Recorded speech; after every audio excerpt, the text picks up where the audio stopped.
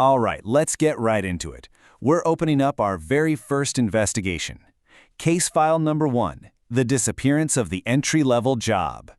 And right off the bat, the first piece of evidence is a big one. You see, the entry-level job didn't just fade away. It wasn't some natural, gradual decline. No, this was sudden. It was removed. Think about that for a second. This was a deliberate act, a conscious decision made somewhere in a boardroom. Somebody looked at a spreadsheet, saw a line item, and poof, it was gone, eliminated. So, let's put on our detective hats and take a look at the crime scene. We need to figure out exactly what happened here, and more importantly, where all that opportunity and all that money actually went. Okay, let's pinpoint the exact moment this all came to a head.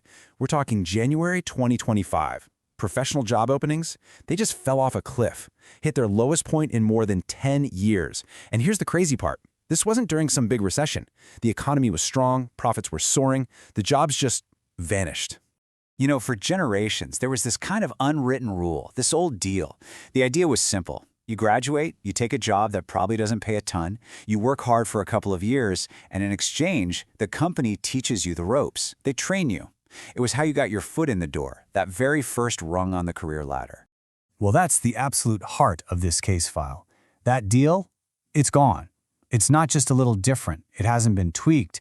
It is completely off the table, revoked. It's like someone literally came along and sawed off that first rung of the ladder. And check this out, because this is where it gets really wild. This isn't some what-if scenario for the future. We're talking about 2/3. 2 out of every 3 companies are already doing this. They are cutting these jobs right now because of AI. Okay, so if the deal is gone, we've got to ask, who did it and why? What's the motive here? Well, like in a lot of these corporate mysteries, the answer is usually pretty simple. You just have to follow the math. So let's break it down. On one side, you've got your junior employee, a recent grad, right? They cost money, they need to be trained, they need to sleep, and, eventually they're going to want a raise.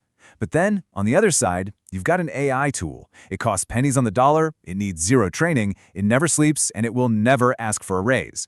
When you look at it from a pure dollars and cents perspective, the choice becomes, well, painfully obvious. And this right here, this is the motive in black and white. Think about it. A junior employee is going to set the company back, what, $65,000, maybe $80,000 a year? The whole suite of AI tools that can do their job, it could be as cheap as $2,000 for the whole year.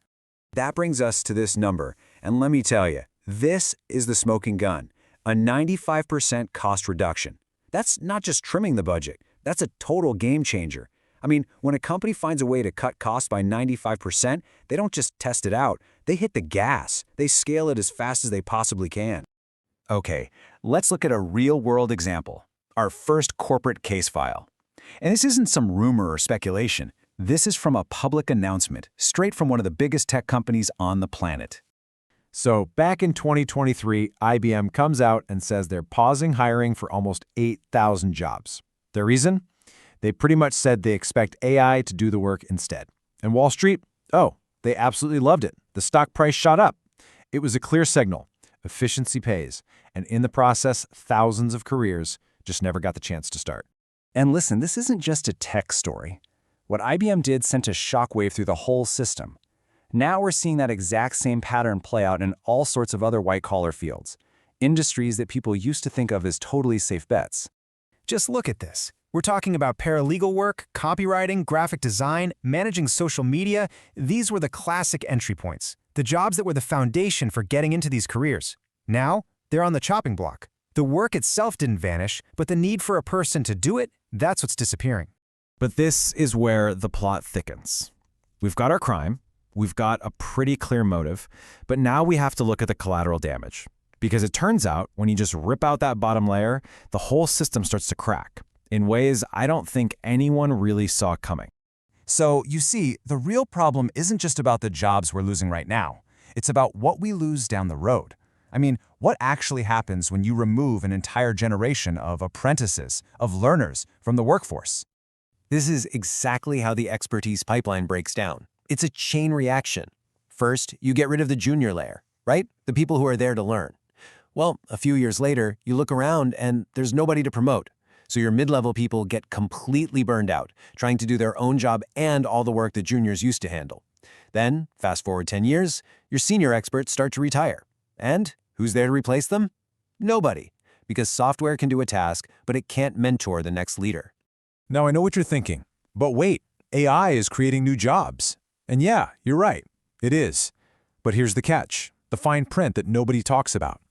Almost 80% of those brand new jobs, they require a PhD or a master's degree. They aren't one-for-one replacements for the jobs that are being wiped out.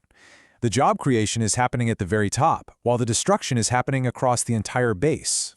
Okay, so what do you do with all this? This isn't about scaring you. It's about being smart. It's about knowing what's coming. So here are 3 really important signals you need to be watching to survive in this new world. Okay, signal number 1. Focus on leverage, not just knowledge. It's not about what you know anymore. It's about how well you can use an AI tool to do the work of 4 people. That's leverage. Signal number 2. Know that pure information jobs, think law, marketing, finance, they are on the front lines of this disruption. That's where it's happening first. And signal number 3, and this is the big one, watch what companies do, not what they say in the news. Pay attention to their actions. When they freeze hiring but their profits are going up, that's your tell. That's the signal. Because at the end of the day, here's the brutal truth you just have to accept. Companies don't run on feelings or tradition. They're not going to bring these jobs back out of nostalgia. They run on math. And the math, well, it has fundamentally, permanently changed. And everything we've talked about in this case file, the missing jobs, the cold, hard math, that broken pipeline, that was just the opening act. That was step 1. Which leads to the obvious question, what happens next? What is step 2?